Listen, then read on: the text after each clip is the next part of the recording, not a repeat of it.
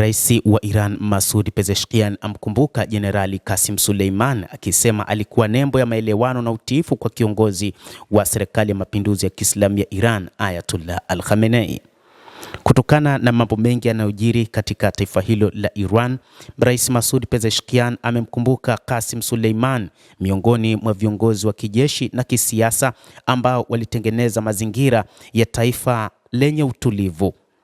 Masoud Pezeshkian, rais wa Iran, amesisitiza kwamba taifa la Iran litaendeleza njia za Luteni Jenerali Qasim Suleiman aliyekuwa kamanda wa kikosi cha Quds cha jeshi la walinzi wa mapinduzi ya Kiislamu Sepa na viongozi wengine wa kambi ya wapiganaji, akiongeza kuwa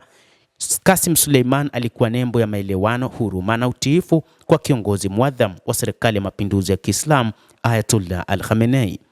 Rais Pezeshkian alisema hayo siku ya jana Alhamisi, Januari mosi mwaka 2026 katika kumbukumbu ya kuuawa Luteni Jenerali Qasim Suleiman zilizofanyika katika mji wa Tehran, na kuongeza kuwa Jenerali Qasim Suleiman alikuwa msaidizi mkubwa wa wanyonge, mpigania haki na ukweli, na alifanya kazi bila upendeleo, bila ya majigambo na bila kutafuta umaarufu, na ni kwa sababu hiyo ndio maana amekuwa nembo ya mfano wa kuigwa si tu nchini Iran bali pia katika nchi zote za dunia. Akizungumzia idadi kubwa ya watu waliojitokeza kwenye msikiti huo mkubwa zaidi wa Tehran katika kumbukumbu hizo za Alhamisi, Rais Masoud alisema, tunaahidi kwamba tutaendelea na njia ya wapendwa hawa kwa nguvu zetu zote. Tumesimama kupambana na mabeberu na wakandamizaji na kutolegeza kamba katika njia hiyo.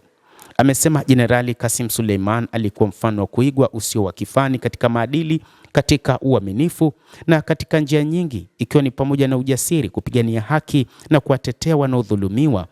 Kilichotuleta hapa leo hii ni njia ambayo lazima tuipite, na njia hii si nyingine ila ni njia ya mashahidi wapiganaji, ikiwa ni pamoja na Qasim Suleiman, anasema Rais Masoud Pezeshkian. Kabla ya kumbukumbu ya mwaka wa 6 tangu kuuawa Luteni Jenerali Qasim Suleiman aliyekuwa kamanda wa kikosi cha Quds cha jeshi la walinzi wa mapinduzi ya Kiislamu Sepa, ikiwa ni pamoja na Abu Mahdi al-Muhandis, naibu mkuu wa harakati za kujitolea ya wananchi wa Iraq ya Al-Hashdi al-Shaab, ilikuwa imefanyika katika mji mkuu wa Iraq, Baghdad. Hafla hiyo ilifanyika kwa hima ya ubalozi wa Jamhuri ya Kiislamu ya Iran mjini Baghdad. Ilihudhuriwa na shakhsia mbalimbali za kisiasa, maulama na baadhi ya wawakilishi wa mataifa mbalimbali ikiwemo kutoka nchini Urusi. Luteni Jenerali Qasim Suleiman aliyekuwa kamanda wa kikosi cha Quds cha jeshi la walinzi wa mapinduzi ya Kiislamu Sepa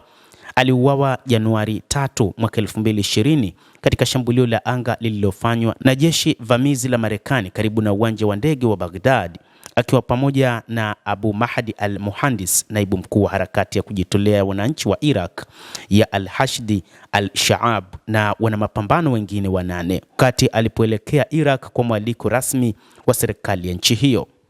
Mtazamaji wa The World News, endelea kutufuatilia na nikusihi tu usisahau kulike, usisahau kucomment, kadhalika na kusubscribe channel yetu hii ili upate habari hizi kwa mapana kupitia The World News. Naitwa Dam Hussein, endelea kuwa nasi wakati wote, endelea kutufuatilia uweze kufahamu mengi yanayojiri katika ulimwengu kupitia hapa The World News.